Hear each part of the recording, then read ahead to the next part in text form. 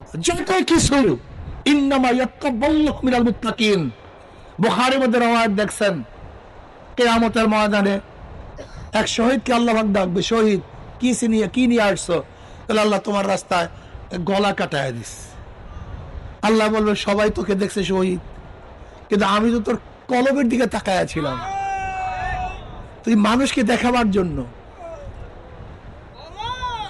গনিমতের মাল পাওয়ার জন্য, পদোন্নতি হওয়ার জন্য তুই আমার রাস্তায় গলা কাটাইছো, আমার জন্য না। মানুষ তোকে শহীদ বলছে, কিন্তু আমি তোকে শহীদ বলি না। সবাই শহীদ কাফেলা, একটা হলো শরিয়াতে শহীদ, আর একটা রাজনৈতিক শহীদ। কি শহীদ ভাই? আর একটা হলো, দেখেন না, রাজনৈতিক শহীদ হিন্দুরাও শহীদ হয়, রাজনৈতিক শহীদে, কিন্তু শরিয়াতের শহীদ সবাই হতে বুঝাইতে পারি নাই। রাজনৈতিক শহীদ ভিন্ন জিনিস, শরিয়াতের শহীদ ভিন্ন জিনিস। এখন যত শহীদ শোনেন, শহীদি কাফেলা, শহীদি অমুক অমুক শহীদ, এগুলো রাজনৈতিক শহীদ, এটা শরিয়াতের শহীদ না। শরিয়াতের শহীদ হতে হবে কিভাবে? আপনি যদি বলেন আমি ইসলাম কায়েম করবো না, শরিয়াত কায়েম করবো না, আর আপনি সেই রাস্তায় মারা গেলে শহীদ হবেন, এরকম ফতোয়া আমার জানা নাই। যদি কারোর জানা থাকে আমাকে জানায় দিবেন, এটা জানতে চাই।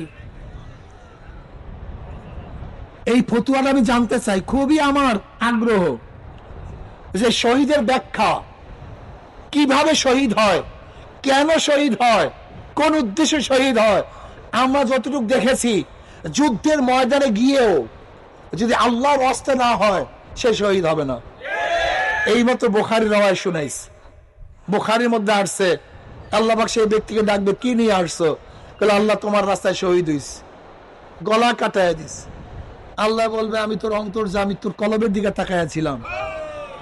তুই গনিমতের মালের জন্য, চাকরির জন্য, পদোন্নতির জন্য, শোহরাতের জন্য, তোর আলোচনার জন্য,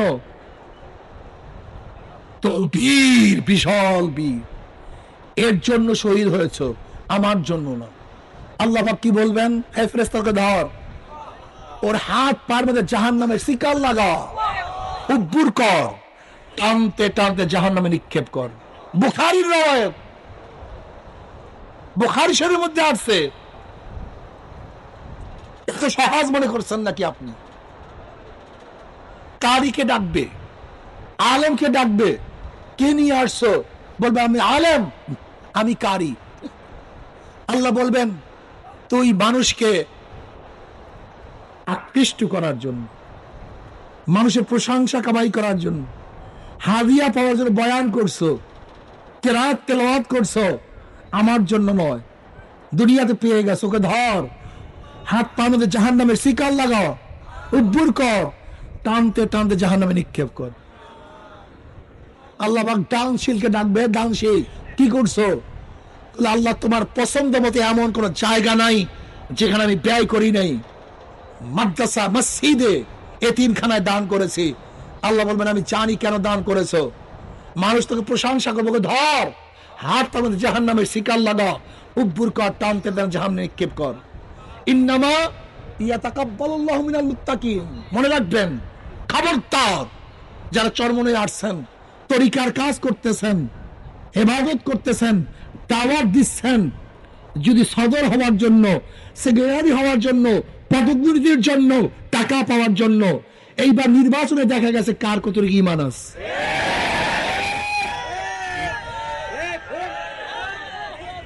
আরে সব ফাঁকা।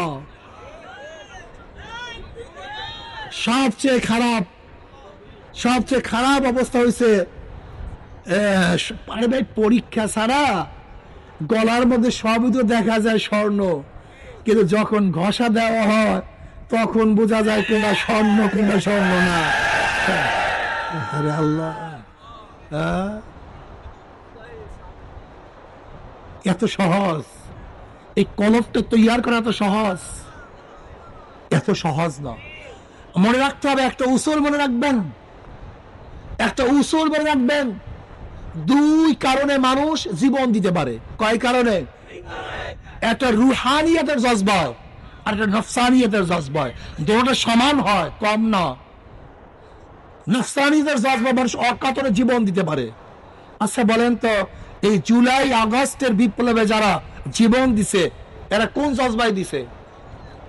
নফসানিয়াত। এটা জোশ, এটা জোশ।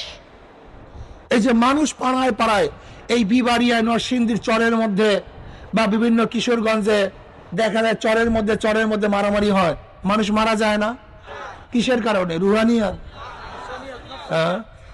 নফসানিয়াত। তোকে মারবই, এই নফসানিয়াত। আবার রুহানিয়াত, আমি আল্লাহর রাস্তায় শহীদ হবই। এই দুইটা ধারা, দুই ধারায় মানুষ ত্যাগ করে। অনেকে দেখবেন অনেক ধারার মধ্যে ত্যাগই আছে, বলে আমি আল্লাহর রাস্তায়। এটা ভুল। কমিউনিজমের মধ্যে ত্যাগ নাই, যারা কমিউনিস্ট করে তাদের মধ্যে ত্যাগ নাই।